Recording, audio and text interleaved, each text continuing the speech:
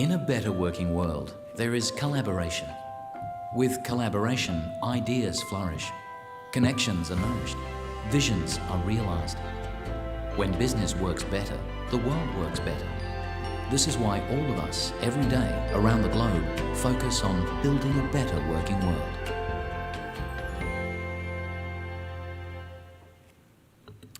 Good afternoon. It's a pleasure to be with you today, and thank you, Joe, for the introduction. As you mentioned, I'm the CEO of EY in Oceania. And a little bit, you may know us more as Ernst & Young. We've had a rebranding from Ernst & Young to EY. But we're a global professional services firm with over 200,000 people across the globe, and a full range of services we provide to business, industry and government. And I guess our global connectedness means we work on the ground with businesses in Australia and New Zealand, as well as in their export destinations. And that gives us excellent insights into the business of agriculture, not only locally, but around the world. I guess my personal business link to Agri goes back a number of years, and with my first paycheck, and it was a cheque, after a week's rousing in the woolshed, my grandfather presented me with a cheque for $30, which wasn't bad, as I said, for a 13-year-old. But he did also stress to me that this cheque was very significant and it should be treasured and it should be framed rather than cashed. He certainly wasn't silly. And I also spent some time at the top of a hay shed, 40-degree days during hay carting season, which probably drove me to go down an accounting path. Some of my colleagues are with me today, and I'd particularly like to acknowledge our partner, Andrew Metcalf, who I can't quite see, but he's here somewhere. Andrew leads our work in food, fibre, agribusiness and biosecurity in Australia and New Zealand. And some of you may know that Andrew is a former Secretary of the Australian Department of Agriculture. And we, like everyone in this room, are committed to the success of this sector. It's a great pleasure for me to follow Andrew Forrest this morning. And Andrew clearly highlighted his passion for the business success of Australian agriculture, including his work with the ASA 100. And congratulations to Andrew for the leadership he's showing in bringing China and Australia together. And I'd also like to commend Andrew Crane for his insights that he's shared in creating value for the Australian economy and society. And we're delighted to work with CBH, one of Australia's most prominent cooperative and certainly a leader in the Australian grain industry. Ladies and gentlemen, this morning I wanted to do three things. One was to outline some ideas we've considered to address the long-term issue of debt levels facing some of our primary producers. Secondly, briefly highlight the key things that we believe governments can do to enable prosperity in agriculture. And then finally, just share some insights directly from business. The long-term issue of debt levels facing some of our primary producers is critical to the future success of the industry. The government's Green Paper on agricultural competitiveness indicates that the level of debt in the sector is a concern for both the government and primary producers. Many segments of the agriculture sector and some of Australia's regions face unsustainable debt burdens, with arrears in repayments now above those experienced by the wider business sector during the recovery from the global financial crisis.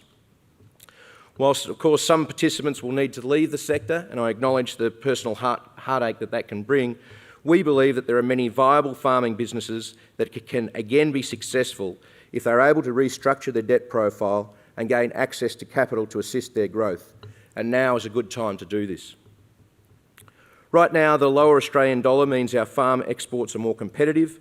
Alongside this, good rain across much of our cropping and pastoral land has improved soil moisture profiles and eased the pressure on some farmers struggling with dry conditions.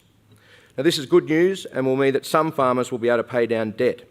But debt is a long-term problem, and we believe that this is the right time to make real and sustainable change. Successive governments have responded to this issue in a variety of ways, most recently through the provision of concessional loans through the Farm Finance Concessional Loan Scheme. We're seeing alternatives to bank debt as a key source of finance emerging. And in recent months, my colleagues in our capital debt advisory and corporate restructuring businesses have given careful consideration to the issue of rural debt and reflected on the considerable investor appetite they are seeing for a wide range of debt capital raising transactions. Based on our experience and insights, we've identified two innovative approaches that we believe could be implemented to support the sector. The The first is the provision of commercial, advisory and capital raising support to assist the agribusiness sector in attracting new debt and equity capital so as to support the growth, innovation and development of the sector, particularly focused on the entrepreneurial element of the market, but also the small element of the market. Secondly, restructuring of agricultural problem loans by undertaking a wholesale restructure of underperforming loans using third-party investor capital, thereby creating a platform for those farmers to remain on the land. We believe that there could be immediate benefit to rural communities, a reset of agricultural land prices and the release of capital from the banking sector, which could then be relent to the sector. We also believe these measures would encourage innovation from farmers who had previously operated over-levered farming operations. Importantly, these solutions are also effective outcomes in the current constrained government budgetary environment, as they only require government sponsorship and support, with the capital being delivered by the investor markets. I'd just like now to turn to outline a number of key things that we believe governments can do to ensure prosperity in the agricultural sector. Governments have a critical role to play in creating the right environment for business and individuals to succeed. This includes the appropriate development of regulatory frameworks to ensure public safety, fairness and certainty. However, over-regulation, overly complex regulation or inefficient regulatory practices can bring with them high compliance costs that impede individual and commercial success. The agricultural sector is exposed to regulatory requirements and processes right across the value chain. Therefore, the incremental impact of these regulations can have a significant impact on the way we do business and the cost of our agricultural goods. In a global environment which we operate, the regulatory framework in any particular country can be a key factor in gaining and maintaining competitive advantage. We applaud initiatives being undertaken by the government to examine its regulatory frameworks and to seek to repeal and streamline areas that are unnecessary or inefficient. However, we believe there is more that can be done to look at the total value chain impact of regulation across all governments and regulatory agencies. Government can help to build a more efficient environment for Australian agribusiness and farming by redoubling efforts to improve, reduce and streamline regulatory activity, commit to real, effective and consultative processes and to look at the whole burden of regulation. We also applaud the government developments in relation to trade agreements with key destination countries for our agricultural products. The work of many officials and political leaders to be commended, and we particularly note the role played by Andrew Robb, our Trade Minister, in this regard. The challenge now is to ensure that our exporting businesses can take advantage of the opportunities that have opened up. To be effective, trade deals need to be converted into market access. This can be a smooth process in some cases, but highly problematic in others, particularly in relation to the export of products that are destined for human consumption, where biosecurity and health considerations are, of course, extremely important. I do note the valuable work played by Department of Agriculture Minister Barnaby Joyce in working to ensure our products are able to access foreign markets, which is crucial to the success of our business and farmers. Science is another area of vital importance to modern farming in Australia. According to Australia's Chief Scientist, Professor Chubb AC, Australia will only be able to meet its obligations as an exporter of premium products if it is prepared to accept the cost of adapting to changes in the environment. There are questions for scientific investment that cannot be overlooked. How are we going to adapt our agricultural produce to shifting rainfall patterns? How are we going to adjust to increased salinity of arable soils? And how are we going to ensure that as our populations and cities grow, the human footprint will not intrude on our productive agricultural land? We're not going to be able to do any of that unless we invest in the science that's required to give the answers to the problems of today and the problems of the future. Governments, of course, play a key role in supporting research and development in the agricultural sector. Australian organisations like CSIRO have an enviable record of success through both pure and applied research. For example, the current success and ongoing viability of the Australian cotton industry has been underpinned by CSIRO's development of over 100 strains of GM cotton, far better able to adapt to dry conditions and requiring vastly reduced use of herbicides and pesticides. Similarly, our agricultural research and development corporations have been instrumental in boosting productivity across all of our agricultural sectors. Additional funding provided to the RDCs in recent times is welcome evidence of the government's commitment to this sector. I also note the recent significant investment in industry growth centres where agriculture has been identified as a priority.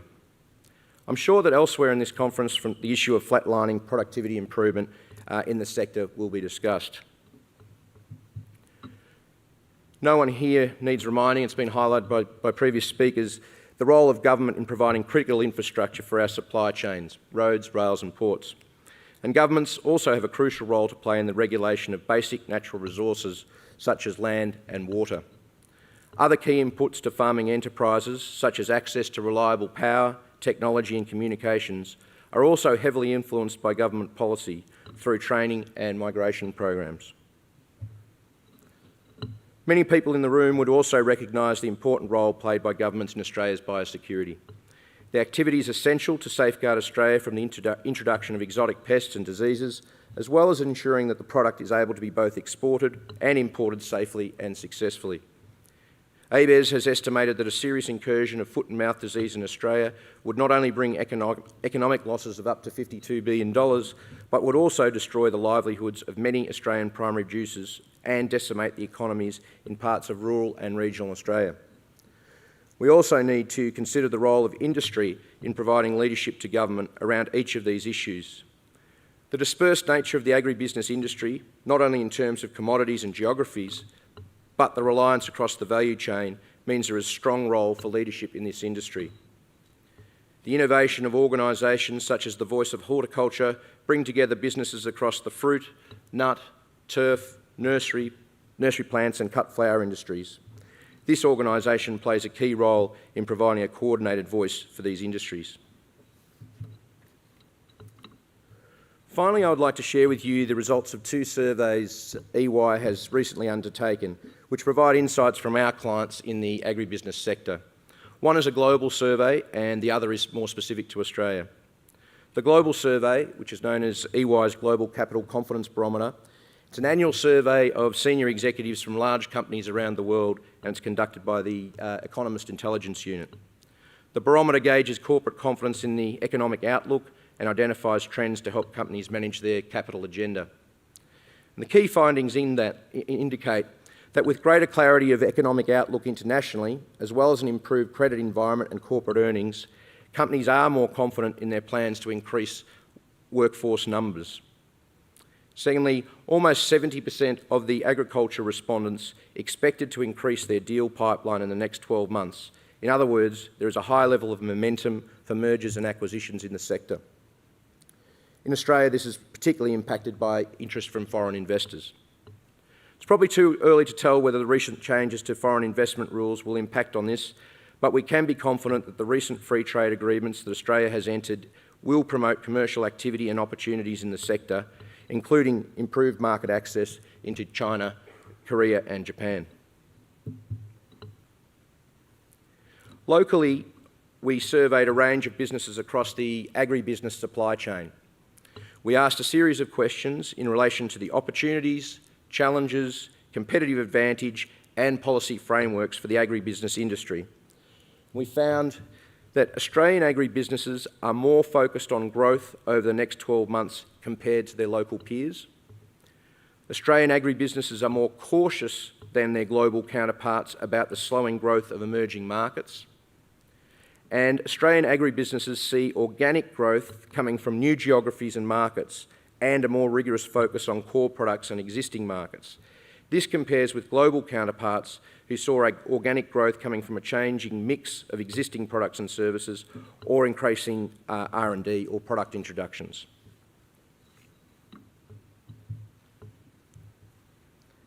In relation to opportunities, demand from new and emerging foreign markets was a key opportunity, with 100% of respondents suggesting that this is a major or moderate opportunity for them. Other opportunities, including taking advantage of free trade agreements, increased product differentiation and specialisation in supply chain optimisation. In relation to challenges, 88% of respondents stated that increasing international competition was a major or moderate challenge to their business. 84% flagged rising input costs, including the cost of land, as a moderate or major challenge to their operation. And 72% suggested national infrastructure, including the freight network, ports and broadband, as a moderate or major challenge to their operations. Very similar findings to those that Andrew highlighted. When it came to shedding light on what gives Australia its competitive advantage, respondents were very clear. It is our reputation as a producer of clean, safe and high-quality food and fibre products, and more specifically, quality, brand Australia and quarantine measures. And when it came to business insights on policy, the most highly valued policy intervention addresses: free trade, 64% saw this as a major opportunity to promote growth; increasing government funding to agricultural institutions, more than half, 52%, saw this as a major opportunity to promote growth; along with building relationships and upgrading national infrastructure, where 48% saw major policy opportunities to support growth. So, ladies and gentlemen, let me conclude by reiterating that EY is passionate about helping building a better agricultural and farming sector in Australia, and we know that everyone in this room and thousands of people in Australia share that ideal. We look forward to working with you in the years and decades ahead as we continue to build and grow this vibrant sector of the Australian economy. Thank you.